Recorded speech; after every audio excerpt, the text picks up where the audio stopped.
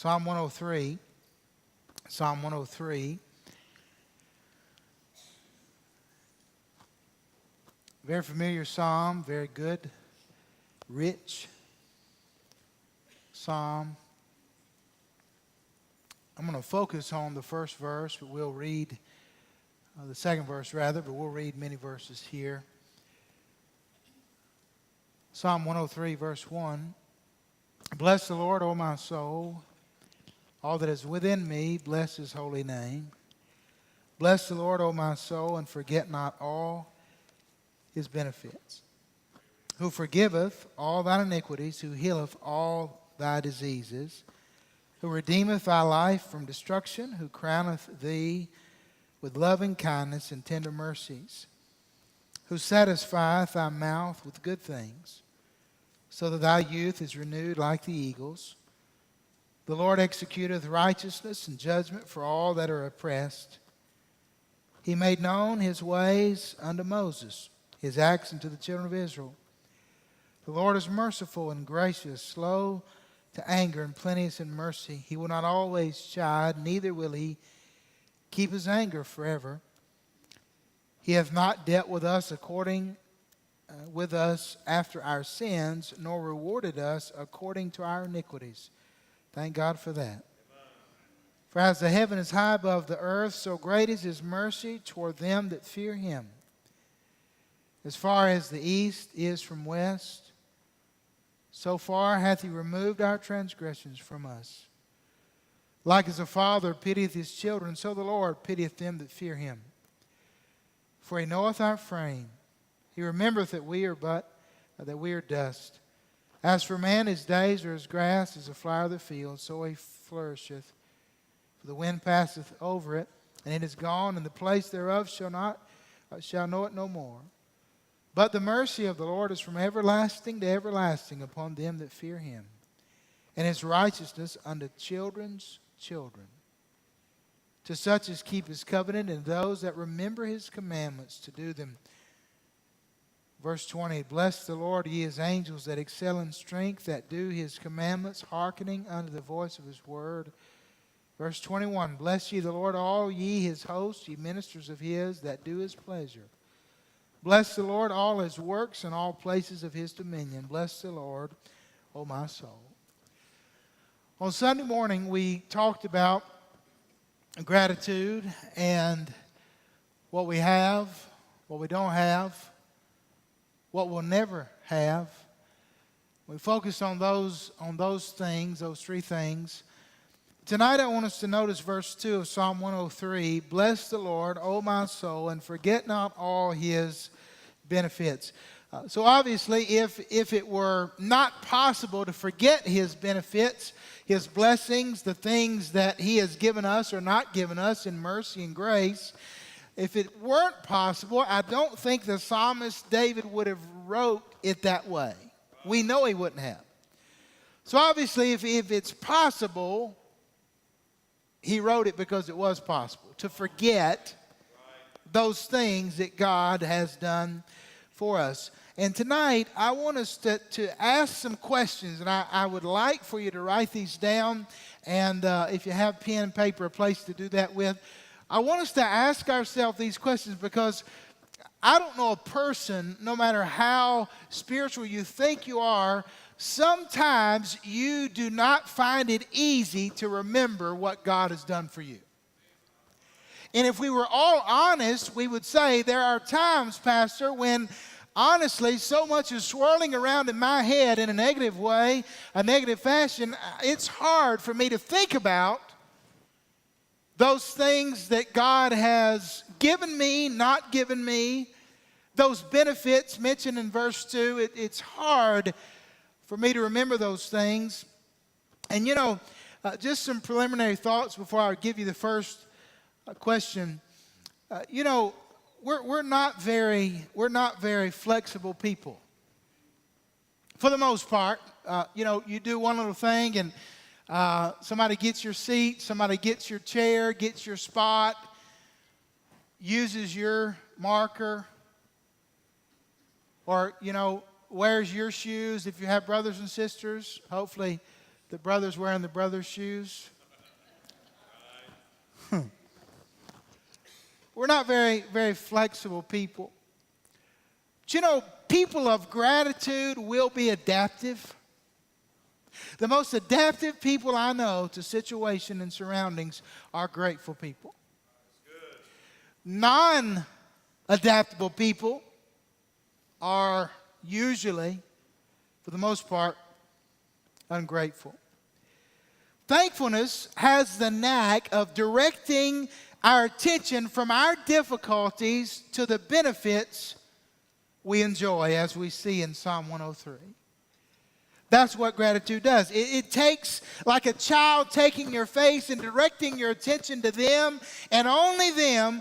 Gratitude directs our focus from our difficulties, which often that's what we're honed in on, is everything going wrong or negative in my life.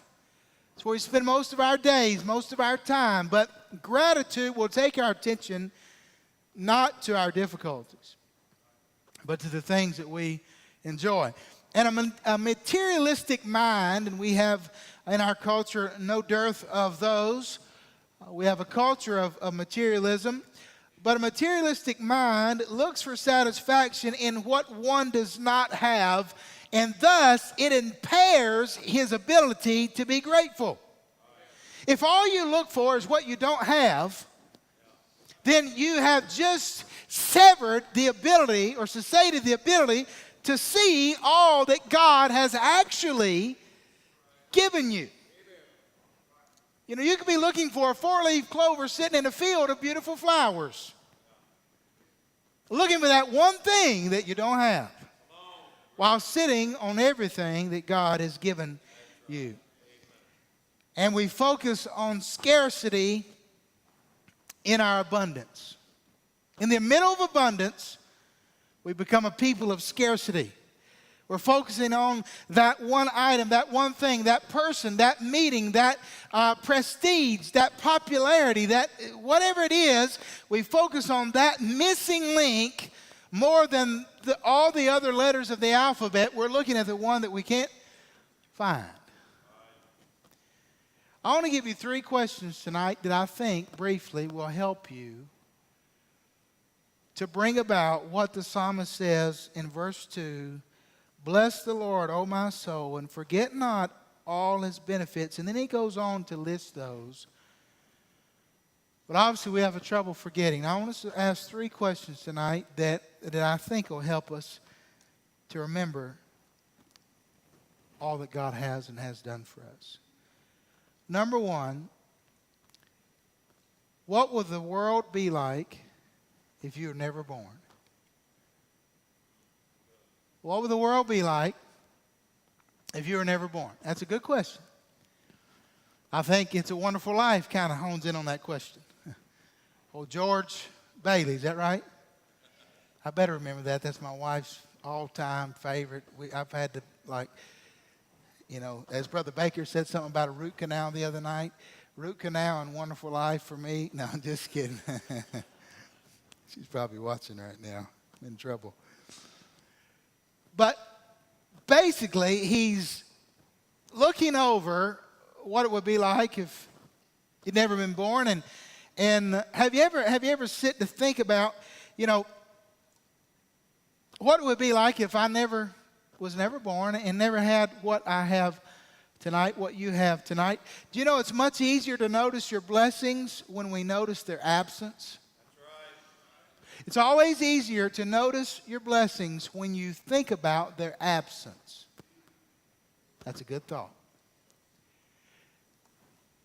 I mean, we don't realize how much we have till it's gone. And the last few weeks, and Miss Connie's been out, and Miss Brittany's been out, and I'm not throwing a pity party, but my goodness. You don't realize how much work somebody does till they're gone. And Carla, you better not go anywhere. All right, Brother Jeff, please.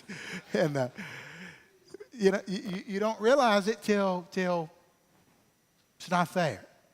And many blessings are missed until we say, you know what, I'm gonna what about if we didn't have this? In other words, have you ever thought about your life without Jesus Christ? Let's just start there. I shudder to think tonight where I would be, and if you were honest, you would say the very same thing.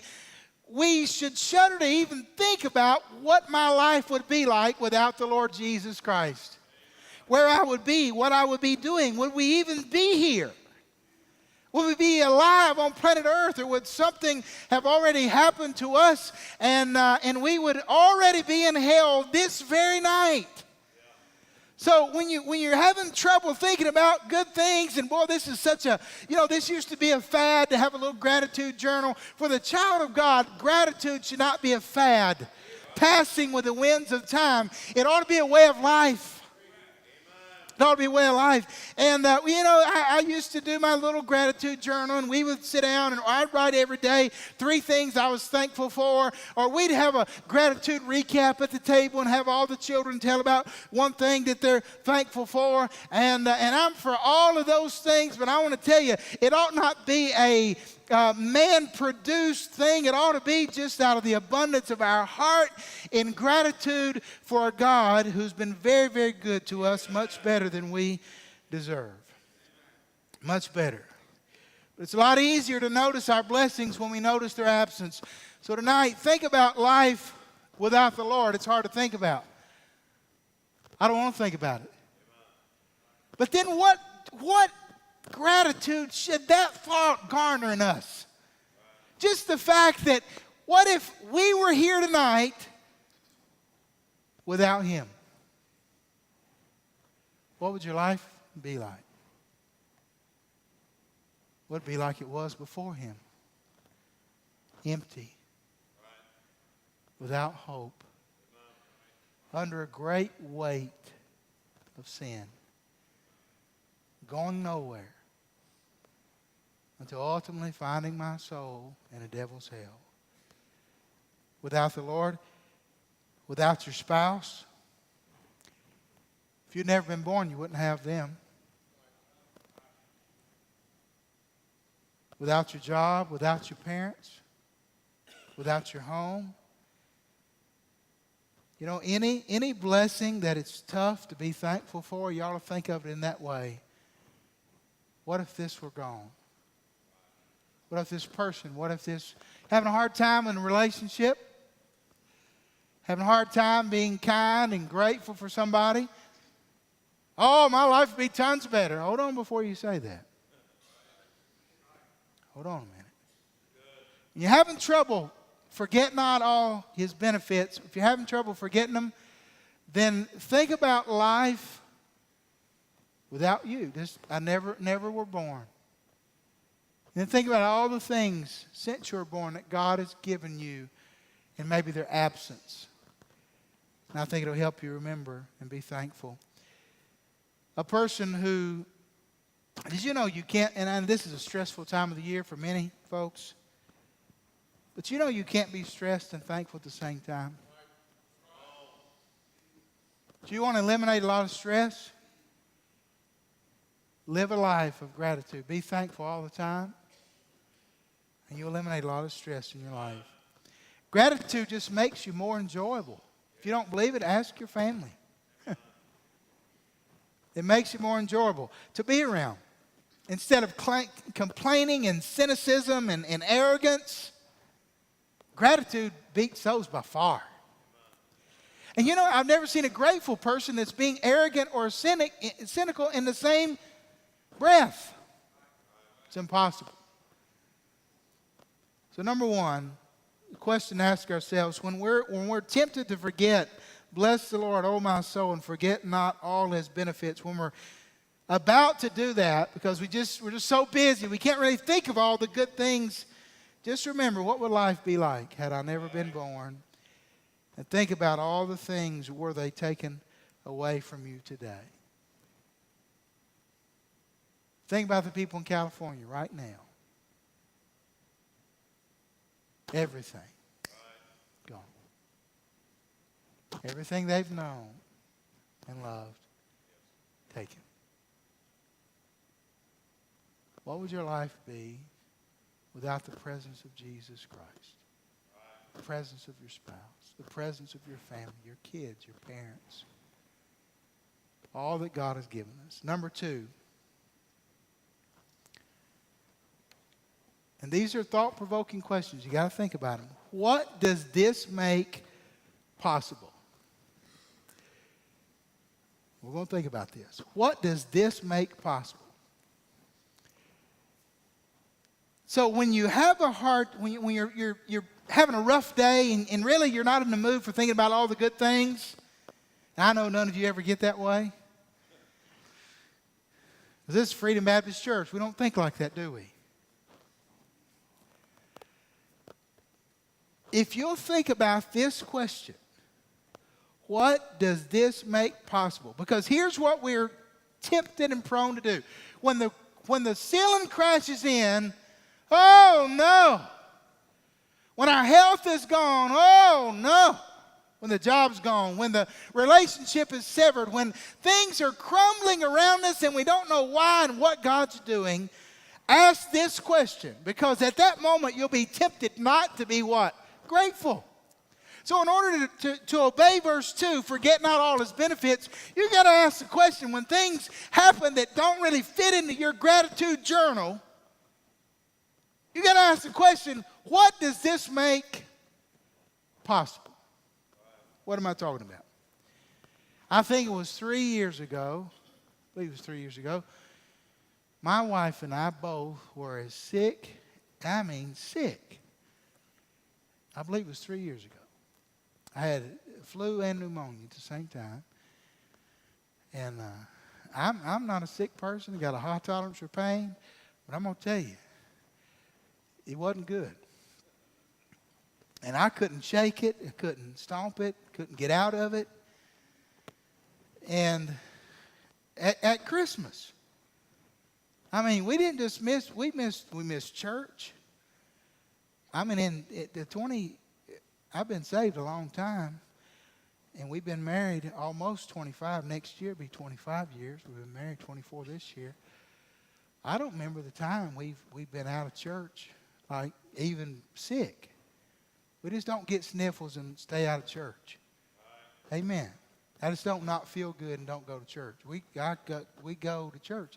So I'm thinking, it was bad. I thought, Lord, right at Christmas time, here we are. We missed all Christmases, everything. Going anywhere to anybody. Nothing. And I was just laid back, and I couldn't even do much of nothing. And we were there, and just this, like pitiful, covered all up, just looking at each other. And the more I think back, don't tell my parents or my in-laws, but I think that's the best Christmas we ever had.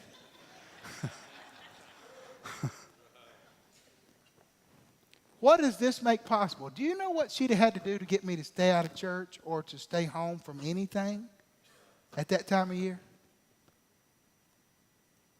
A John Deere tractor and a log chain. But God can do that stuff in a minute. And what you got to say is not, oh, what are you doing? You've messed up my plans. No. What does this make possible? You know what it made possible? Well, it made possible for me and her to have a lot of time together. Talk, discuss. We wasn't just sitting there looking. And I wrote more and journaled more and prayed more. And so when something happens you don't understand why and you're having a hard time thanking God for anything, get on the flip side and say, okay, yeah, I'm down for 6 weeks. What does this make possible?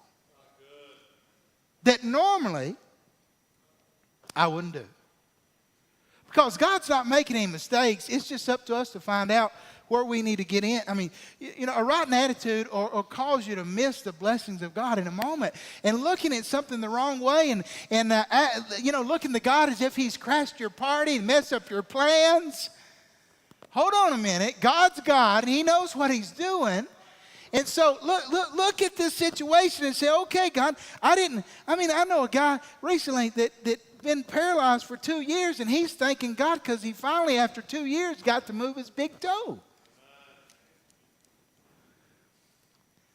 And so I'm not saying we got to look at it, sympathy stories and feel worse about ourselves. I'm just saying when things happen that you don't think you can be thankful for, just say, God, what does this make possible? Maybe time with your spouse, maybe time with your children, maybe time alone with God, doing things, and maybe He's got something to say to you, but He can't get you still enough to say it. And He knows how to do that. Instead of saying, well, God will break your back if you ain't careful. Don't look at it like that. Like God's some killjoy in heaven trying to hurt us. No, He's not. But you can say, God, since you've chosen this for me at this time, what does this make me able to do? What do you want me to do? I mean, obviously, you know I'm here. So what is it you want to show me, tell me, you want me to do right now? And quit getting mad at that when the plans don't work out. Well, he's supposed to be over there tonight. We're supposed to be doing this, supposed to be here, supposed to be there, doing this. God, I just knew it was God. Well, sometimes you got to understand, if God really wanted you to do what you thinking He wanted you to do, don't you think you'd be doing it? If you're willing and able, He knew all that. He did it on purpose. He is sovereign. I know we have a will, but He's going to do what He wants to do with His children, and He's able to do that, and I'm glad He is, because He loves us, and I trust Him. The problem's not with God's decision. The problem is with my response. I want to respond in a way that makes me usable.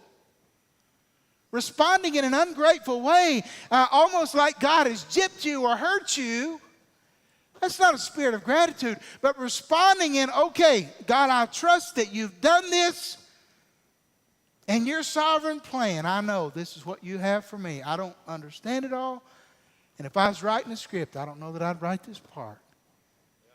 But I'm here. And so now, what does this make me able to do? What possibilities have you laid right here? I've noticed sometimes, Brother Vanderford, these guys get these big boats, and 250 Yamahas on the back, 150, two of them, maybe 350. And they go plowing down through the lake, Brother Mahaffey, I mean wide open. I'm thinking, you're not fishing, man, you're just riding. I just want to blow that thing out, blow the carbon out, Brother King, just show off, down the lake, make everybody else shake when they're standing, and just flying. They're just there to look, they're looking good. And that Ranger and that, Triton just barreling down through there, and a $50,000 bass boat. Another sermon. Just barreling down through there. And old Bubba is at the dock with a flat-bottom, green, primered, 12-foot John boat, catching the biggest bass you ever seen, while Mr. Billy Bass is flying down the lake. Bubba and his son have already got a boat full. Sometimes we're going out here, we're going way out here. I mean, wide open in our plans, wide open in our dreams and everything that we want to accomplish and that we want to do and that we want to see happen. And a lot of times God, Brother King says, whoa. You just drop it right here. Right here. Right here's good. Stop. What? Out there's where it's happening. You ever notice when you're fishing, it's always where somebody else at, where the fish is at? You done caught 5, but they caught 5.5, and you ready to move? Because it's always better. No, just stop. So many times, you ever heard the phrase, you can't see the forest for the trees? And we're looking out here, and God's saying, hold on a minute, I've made this possible for you. You want to get out of it. You want to go over here and do this and do that. Just hold on a minute. Enjoy the moment. I've set the table. All you got to do is eat. Just hold tight right here. And boy, I've seen people so anxious about the will of God and wanting to do this, and it's caused many people to marry the wrong person. Just be patient. Just be patient. If you find them, they'll be the wrong one. If he finds them, they'll be the right one. You let God find the right one for you. If you get the job, guess what? It'll be the wrong job. Find the right job. You know how to do it? Let God find it. You know how to find the right mate? Let God find him. I'm so glad that God found my wife. Because honestly, you know what? We don't know what we're looking for. Some of you think, oh, yeah, I do. I know exactly what I'm looking for. No, you don't. Call me in 30 years. But God knows what you need. If you know, some of the stuff some of you families have been through, if God would have told you that that's how you're going to get to where you are today through that stuff, you would have never picked that stuff. But while you're there, oh, the treasures right there at the dock, right close by. Everybody else zooming by. Right here, God says, I got you handfuls. You remember Ruth? Just stay right here. You don't have to go to another field, jeopardize your safety. Just stay right here. Y'all drop those handfuls of purple. She'll be right behind you. Just get them out. And God has that for us. And all the time we're looking for more. Looking for what we don't have. Looking for where we are. Looking for the spot we're not. And God says, hold on a minute. What does this make possible where you are right now? Most people are focused simply on what's missing and what's wrong. You can't be thankful when that's your motto. When your whole life is funneled into what's missing and what's wrong. I mean, you listen to some family discussions sometimes. The whole thing is about what's missing. In other words, what's not right, what's not fair, and what's wrong. You're not going to cultivate a spirit of gratitude in that atmosphere. Number 3, provoking questions to help us see the benefits of the Lord. What would the world be like if you'd never been born? What does this make possible? And why do I worry so often? Number 3.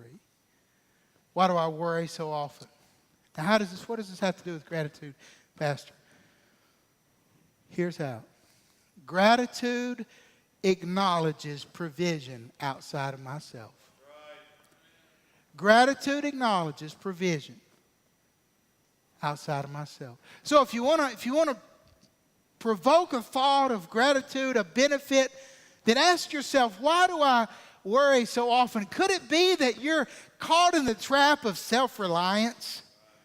You're going to do it yourself. You know why you stay up late and worry all half the night? Because you got to do it. You're not depending on the Lord providing. You're depending on you. Gratitude acknowledges provision outside of me and myself. Look at verse 14 of chapter 103.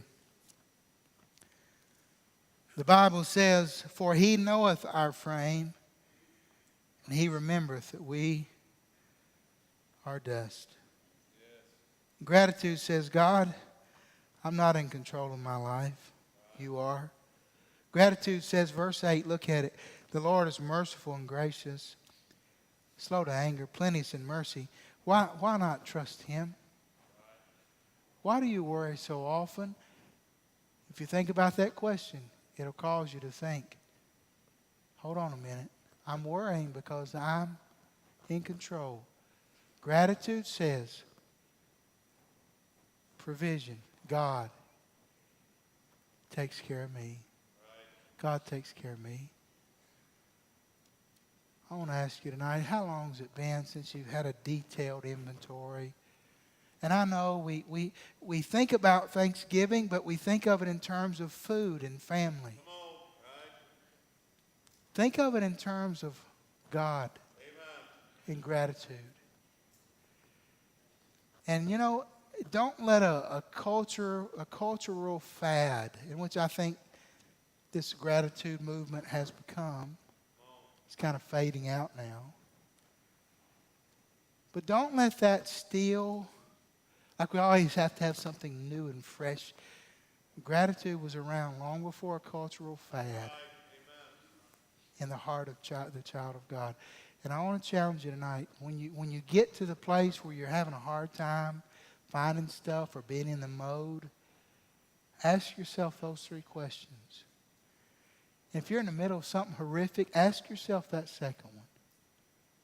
What does this make possible for me, for God to do through me? What does this event, this time, this season in my life make possible for me to accomplish for God? And when you ask those questions, you'll come back to a spirit of gratitude.